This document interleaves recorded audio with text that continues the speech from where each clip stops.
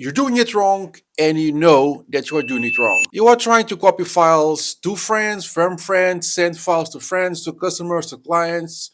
You're trying to send files over email, file transfer, whatever. You're trying to download some Linux from the internet, whatever, and files get corrupted and you don't know who's to blame. Well, I have here a easy solution for you that will just shock you. And the last one, it's the best one. You should stick to know it. So when you copy big files over a quote unquote slow internet or fast internet, slow network, fast network, it doesn't really matter how fast or how slow it is. You just want files to be copied successfully and you want people to get the files successfully and without issue.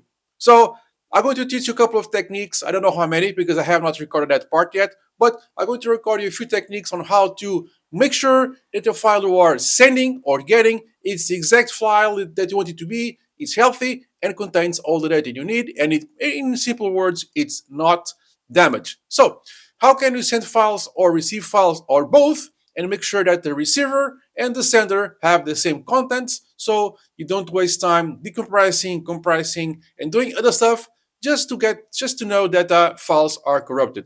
I'm going to show you ways in Windows, Linux, and Mac that are really easy, and I'm going to show you how can this be made possible, how it's done, how other people do it, and how you can get it for your own benefit. You should stick for the last one because that's the better one. Let's start in Windows doing a very typical situation, and this works both ways, and I will show you both ways, which is let's copy, for example, a Fedora ISO from my Linux box, from the other way around, from my Windows box to my Linux box. So I just use WinNCP. It will just take a second. I'll come back when this finishes, and I will then show you how can you make sure that the file on its original location, which is on the Windows location, it's being copied correctly to the Linux location, and I can compare both files very easily and with certainty that the files are exactly the same. So, well, since this is almost finishing, I'll just keep talking for a little bit. So I'm just using WinNCP to copy this from one server to the other, in this case from a one Windows server to a Linux server. Copying it with SCP, with WinSCP, this works with whatever method you use to copy files. And you just let it finish. 3, 2, 1. It's done. So if it seems to be the same file, fine. But before, to make sure, we go to the Windows box, go to the location of the whatever file that is, and this is what you're going to do: search util -hash file, the file itself, and then SHA-256. This is called a checksum method. Don't worry too much about what a checksum is and all of that. Don't worry about that. This is going to make a checksum. And the checksum is going to represent a number in our screen. That number is going to represent the current state of the file. So it's going to represent the current state of the file on its original location. Okay? So it was copied from here, and this is the file. This is the number we get. So this represents the state of the file on its origin. Then it's the destination. It's this box here. Okay? So I have it here now. It was not there. Now it is. Now I just have to do this command. It's the exact same thing. SHA-256sum, the file itself. Hit enter. Wait a bit, and it's going to give you the number. So if we compare, so let me put this a little bit bigger for you guys. So if you compare this number to that number above, it's exactly the same number. So it means that the files are exactly the same in their origin and in their destination. If you want to get this even further, on the Fedora's website, I can click on here on this check thingy-majiggy, the verify thing, and here they're going to put the file on Fedora servers. So this is the number. It is using the exact same procedure on their side. So this is the file sitting on their servers. It's represented by this number. So if I compare this number to where I downloaded it, it's the exact same number. If I compare this to the final destination, which was my Linux box, it's the exact same number. So these three numbers match all around, which means that the files in the Windows box where I downloaded it, it's exactly the same place or the same number on its origin.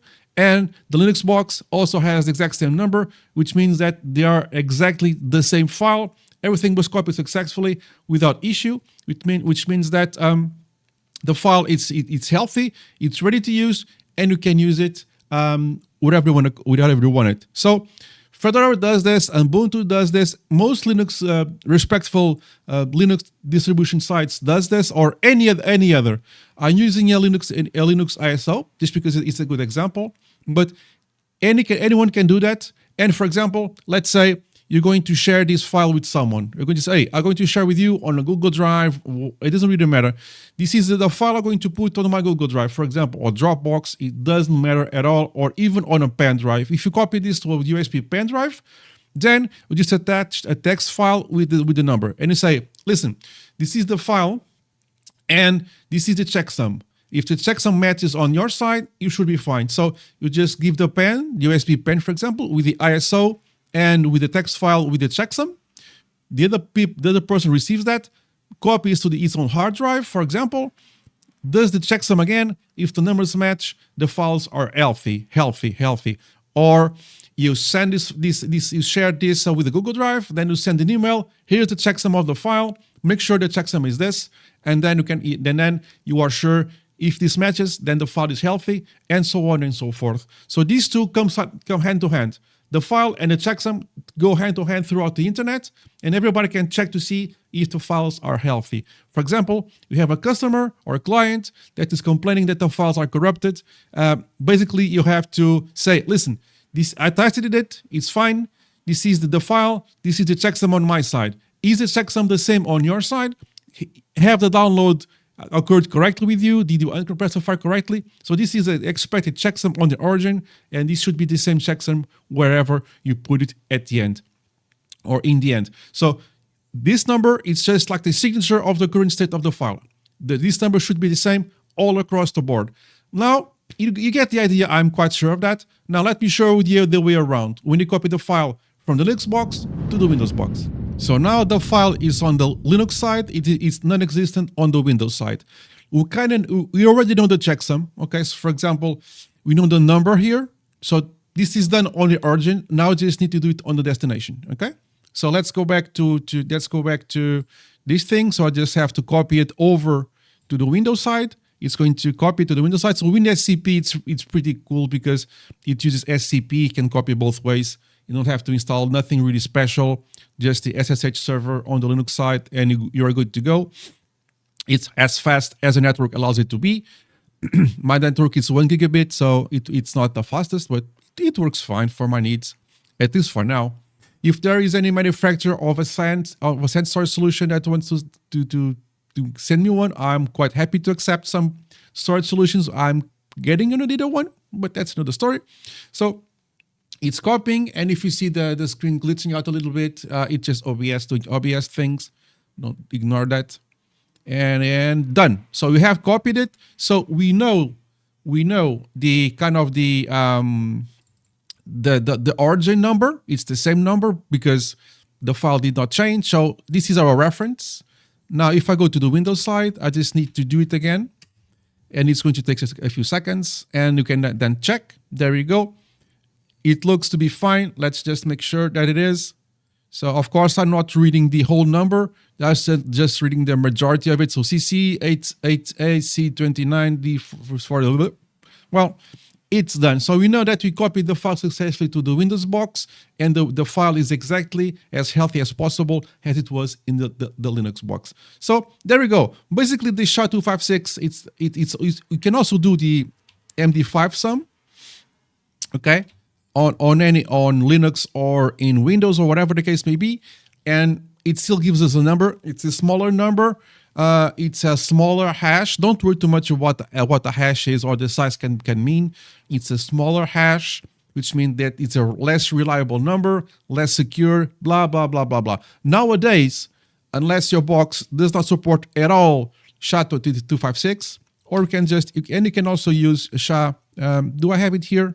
Yeah, you can also make the sum of the 512. So there are stronger methods than the 256. You can do this in Windows 2. It produces a bigger hash. You can do this also on the Windows side, but for nowadays it's a little bit unneeded to go this far. Fedora himself uses the 256. Nowadays, it's plenty to get these things checked out and use it for this type of purpose. But you can also use a stronger algorithm. But for now, 256 is fine to make our checksums. Now, last tip here is how to make this work in Mac. I don't have Mac, but I'm going to put somewhere here on the screen or in the screen. English sometimes is hard. Let me just put here. So this is how you can do it in Mac. And that's about it. Let me know if you have any questions, and let's go to the outro. Hope this helps. Shoot any question you might have. I'm really happy to help you. This is very useful. I use it every day with customers and clients. Like, subscribe, hype, and comment, and I'll see you in the next one. Like, subscribe, hype, and comment. It really helps. And I'll see you in the next one. Cheers, guys.